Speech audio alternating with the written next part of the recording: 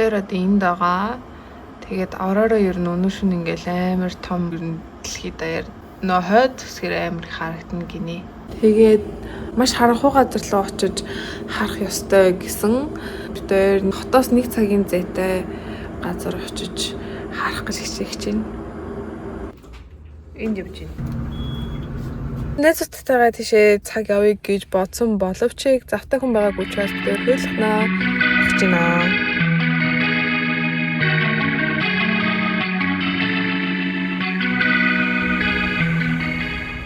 Зэн бичлэгтэр бол амар жоохон бүдгэн харагдаж байна. Гэтэ зурган дээр бол амар тод харагдаж байна. Яа, энэ үр амар харагдаж тараа.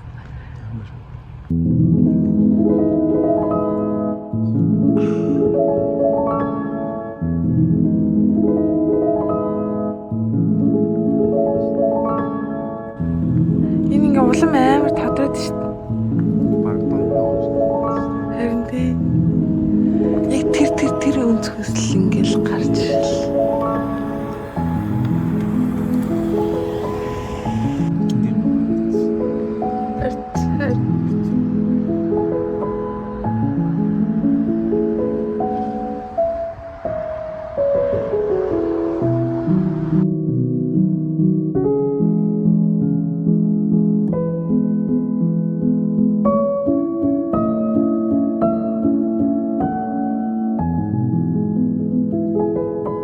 За нарны эрчим хүчний амар том шуурга болоод тэгээд энэ дэлхийн хойд хагасаар тэр чигт нь ингээд ийм туйлын туяа харагдсан юм байна л да. Тэгээд бид хоёр яг энийг өдөр нь нэг 5-6 цагийн үед олж мэдээд тэгээд ингээд харах гад явсан.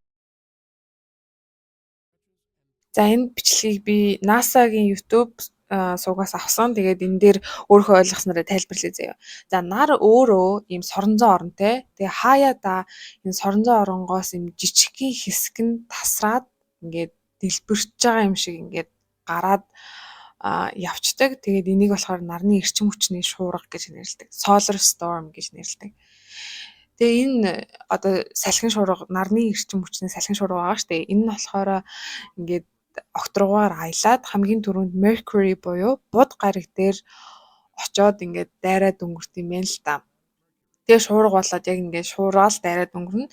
Тэгээ дараа нь дахиад сугар гариг дээр очино. Venus гариг дээр дахиад шуургаал дайраад гарна.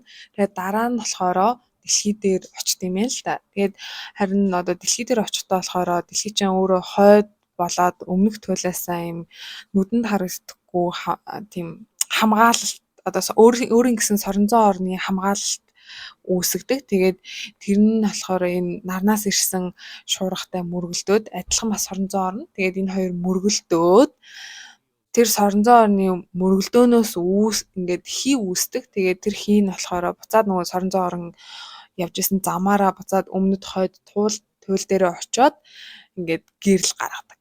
Тэгээд энийг л туйлын туяа гэд нэрлэдэг. Тэгээд сая бидний харсан туйлын туяа болохоор амар хүчтэй шуургал байсан гэсэн үг. Амар хүчтэй шуурга байсан учраас одоо нөгөө дэлхийн хойд хагас сэржигтэй харсан гэсэн үг.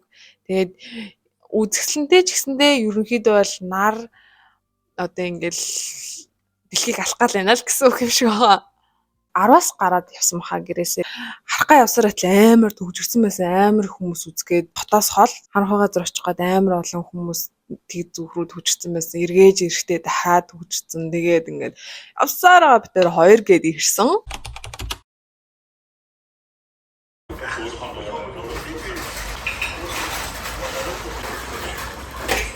За бид тэр өчтөр бараг 2 болчиход гэртээ орж ирсэн.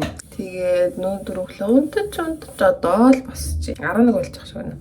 Ойрын хэдэн өдрүүдээр Ванкуверт амар их халаад байгаа. Халуун болоод тэгээд манай цонх баруун тал руугаа хардаг.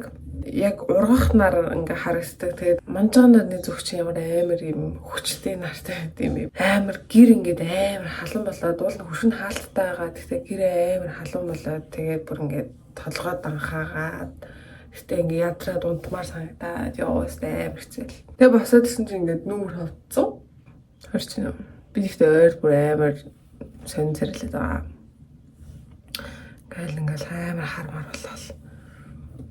амар ингээл нүд паф нүүр мө паф болол өчтөр тэр туйлын тойны хүртэл бид тээр ингээд зураг авах гэсэн чинь бүр үнэн царай алдсан заяа. Тэгээ манай энэ Ванкувер ч нөгөө номхон далайн ирэх дээр гэдэг.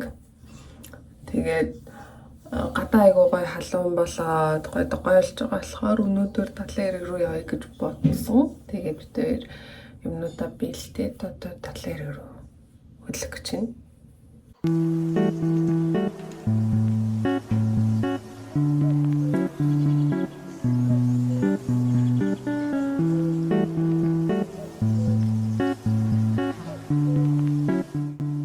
нэг юм өнгөлөг дөрвөн бэрх зурах гад тэгээд аль өнгө нь гоё вэ? Комент хэсэгт бичээд үлдээвэл маш их баярлалаа шүү.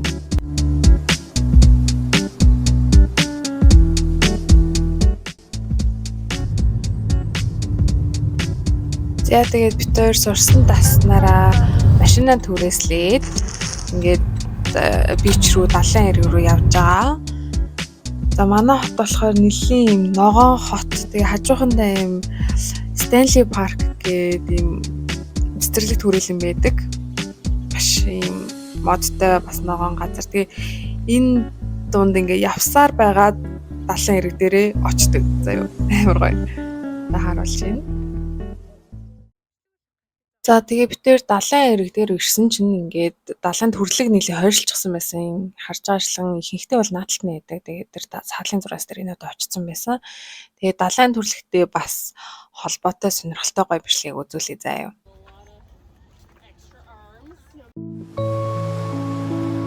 За энэ бичлэгээс харахад сар хаана явна далайд тэнд байдаг. Энэ нь болохоор юу гэсэн үг вэ гэхээр дэлхийн сар хоёр бие биенээ рүүгээ яг адилхан таталцлын хүчээр татагдчихэдэг. Дэлхийн гадрууд дээр ус буюу далай байгаа учраас сартай хамгийн ойрхон байгаа зүйл нь тэр далай болчихж байгаа. Тэгээд сар ойрцсон хэсэгт далайн түвшин өндөр болоод тэгээ бид нэр энийг далайн төрлөг гэж нэрлэдэг.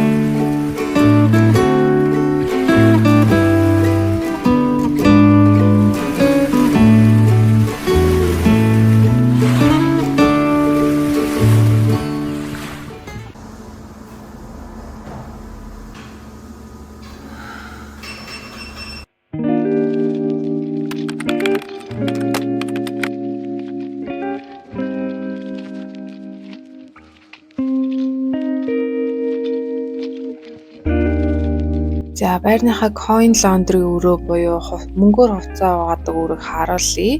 За зүүн талд нь хувцас хатаагч байна. Энэ баруун талд нь хувцас угаадаг машин байна.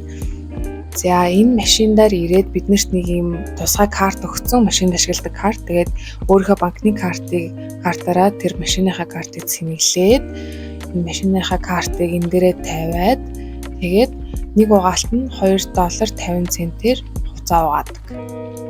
За бүтэнсэн гэртээ гэрээ цэвэрлээд хувцас байгаа тэг гэртээ байсан. Тийм болохоор тэр бичлэгэнд ерөөсөө оруулаагүй. Гэтэ энэ амралтын өдрөөр маш сонирхолтой байлаа. Тэгээ та нар ч гэсэн бичлэг маань таалагдсан байх гэж найдаж байна. Тэгээ хэрвээ таалагдсан бол лайк дараад, комент бичээд бас subscribe дараарай. Тэгээ дараагийн бичлэгээрээ дахиад уулзлаа. Түр баяртай.